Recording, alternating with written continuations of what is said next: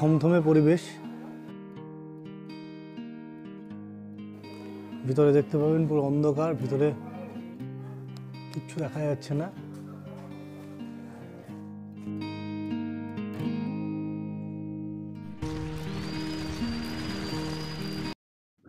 শিয়ালদা থেকে বোলপুরগামী ট্রেন ধরে আমরা বেরিয়ে পড়েছি, কিন্তু আজকের উদ্দেশ্য কিন্তু বোলপুর নয়। থাম্বনেল দেখেই অনেকেই বুঝতে পারছেন আজ আমরা চলেছি একটি নতুন অফবিট ডেস্টিনেশনে, যে ডেস্টিনেশনের নাম রায়পুর রাজবাড়ি বা রায়পুর জমিদার বাড়ি। তো আজকে এই যে অফবিট ডেস্টিনেশনটা নিয়ে আসলাম আপনাদেরকে, আর এই অফবিট ডেস্টিনেশনটা আপনাদেরকে এখন দেখাবো।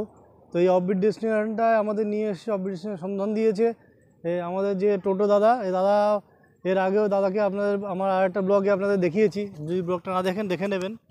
তো এই দাদাই আমাদের নতুন অফবিট ডেস্টিনেশনের সন্ধান দিয়েছে। তো একবার বোলপুরে আসলে অবশ্যই দাদার সঙ্গে ঘুরবেন। আর দাদার নাম হচ্ছে জীবন দা। দাদার নাম্বারটা একটু বলবেন। 8967941357। তো এরকম মোটামুটি নতুন নতুন জায়গা যা আছে বোলপুরে, সুন্দর সুন্দর জায়গা, যদি আমার চ্যানেল থেকে কেউ আসে তাদেরকে আপনি অবশ্যই ভালো করে ঘোরাবেন। তো হ্যাঁ, নিশ্চয়ই, কেন ঘুরবো, আপনাকে যেমন ঘুরাইছে এমনি ঘুরাবো। আর আমার থ্রু দিয়ে আসলে ডিসকাউন্ট কিছু হবে তো? ডিসকাউন্ট তো বলতেই হবে না। আর যেটা বলছি, আমার থ্রু দিয়ে যখন আসবেন দাদা অবশ্যই ডিসকাউন্ট দেবে, আর সুন্দরভাবে দাদার সঙ্গে ঘুরলে অসাধারণভাবে আপনাদেরকে ঘোরাবে। তো যাই হোক, চলুন এবার এই যে অফবিট ডেস্টিনেশনটা দাদা নিয়ে এসছেন এটা আমরা একবার দেখি। লালমাটির দেশে এই বীরভূমের কোনায় কোনায় লুকিয়ে আছে প্রচুর ইতিহাস, আর আমরা সেরকমই একটা ইতিহাসের খোঁজে এক অফবিট ডেস্টিনেশনে চলে এসেছি। বীরভূমে সচরাচর যে ট্যুরিস্টরা আসে তারা কিন্তু এই ধরনের অফবিট ডেস্টিনেশনে আসে না সময়ের অভাবে, কিন্তু আমরা যেখানে চলে এসেছি এটা একটা রাজবাড়ি, আর সবথেকে পুরনো যে রাজবাড়ি সেখানে আমরা চলে এসেছি। তো এই রাজবাড়ির ইতিহাস আপনাদেরকে বলবো, তো সেই সঙ্গে আপনারা রাজবাড়িটা দেখুন সামনে থেকে। এই হচ্ছে ওই পুরনো রাজবাড়ি, চারিদিকে রাজবাড়ির ধ্বংসাবশেষ দেখা যাচ্ছে। রায়পুর রাজবাড়ি। এই রাজবাড়িকে অনেকে ভৌতিক রাজবাড়ি বা হন্টেড প্লেস নামেও চিহ্নিত করেন, কিন্তু সত্যি কথা বলতে আমাদের কিন্তু তেমন কিছুই মনে হয়নি। প্রায় 70 বিঘা জায়গা জুড়ে রয়েছে এই রাজবাড়ি।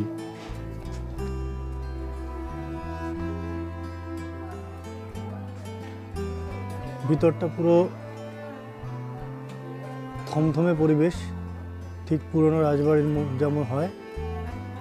ভিতরে দেখতে পাবেন পুরো অন্ধকার, ভিতরে কিছু দেখা যাচ্ছে না। এই রাজবাড়ির পেছনে বহু ইতিহাস আছে, আর আছে এই রাজবাড়ি গড়ে ওঠার পেছনে দুটি ভিন্ন মত। প্রথমটি, বোলপুরের অজয় নদীর তীরে আদমপুর নামে একটি জায়গা ছিল, আগে লোকজন বসবাস করত, কিন্তু অজয় নদীর বন্যার প্রভাবে সাধারণ লোকজনের সঙ্গে রায়চৌধুরীরাও উত্তর দিকে এসে নতুন বসতি করে। এরপর বর্গী আক্রমণের সময় জিতেন্দ্রনাথ দত্ত চৌধুরী দক্ষতার সঙ্গে বর্গী আক্রমণ প্রতিহত করেন, আর এই ঘটনায় খুশি হয়ে সম্রাট আলীবর্দী খাঁ তাকে রায়চৌধুরী উপাধি দেন এবং পুরস্কার বাবদ দেন 1000 টাকা ও 1000 বিঘে জমি। এই রায়চৌধুরীরাই পরবর্তীতে রায়পুর রাজবাড়ি তৈরি করে বসবাস শুরু করেন। আর দ্বিতীয় মতটি হল 1764 সালে মেদিনীপুরের চন্দ্রকোনা থেকে সিংহ পরিবারের আদি পুরুষ লালচাঁদ দে অজয় নদীর তীরে এই রায়পুরে চলে আসেন। এখানে এসে তিনি ব্যবসা শুরু করেন। তিনি 1000 তন্তুবাইকে নিয়ে এসে কাজে যুক্ত করেন। উত্তরোত্তর তার প্রতিপত্তি বাড়তে থাকে। এর পরবর্তীতে এই পরিবারেরই আর এক ব্যক্তি বিশ্বম্ভর সিংহ বর্ধমানের রাজার থেকে রায় খেতাব পান। বলা হয় সেখান থেকেই আদিমপুরের নাম রায়পুরে পরিবর্তিত হয়। এরপর সিংহ পরিবারই এখানে বিশাল প্রাসাদপ্রবণ বাড়ি তৈরি করেন, যা পরবর্তীতে রায়পুর রাজবাড়ি বা রায়পুর জমিদার বাড়ি নামে পরিচিতি পায়। এই রাজবাড়ির সঙ্গে ঠাকুর পরিবারের নিবিড় সম্পর্ক ছিল। বহুবার মহর্ষি দেবেন্দ্রনাথ ঠাকুর এখানে আসতেন।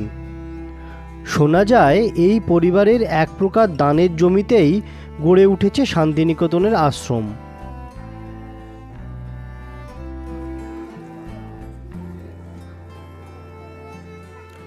তো আপনারা যদি বোলপুর বেড়াতে আসেন, যদি আপনাদের হাতে সময় থাকে আর যদি পুরনো ইতিহাসের সন্ধান করা আপনাদের নেশা হয়, তাহলে অবশ্যই কিন্তু ঘুরে যেতে পারেন এই রাজবাড়ি।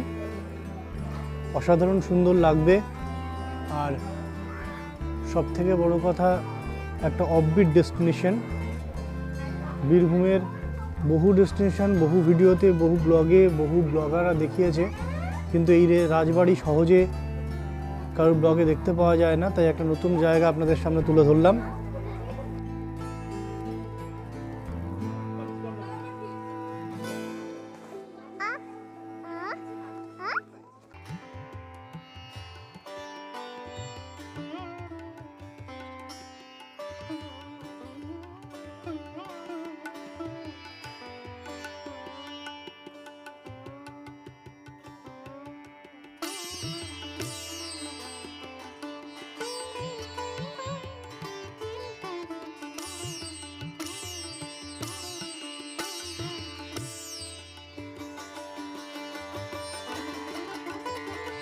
তো এই রাজবাড়ির গুপ্ত গহ্বরে দাঁড়িয়েই এই ছোট্ট অফবিট ডেস্টিনেশনের ব্লগটি এখানেই এন্ড করছি। তো ভিডিওটি ভালো লাগলে লাইক, শেয়ার, কমেন্ট অবশ্যই করবেন আর সাবস্ক্রাইব করবেন। তো এখানেই ব্লগটি এন্ড করছি। Live for dream, live with dream.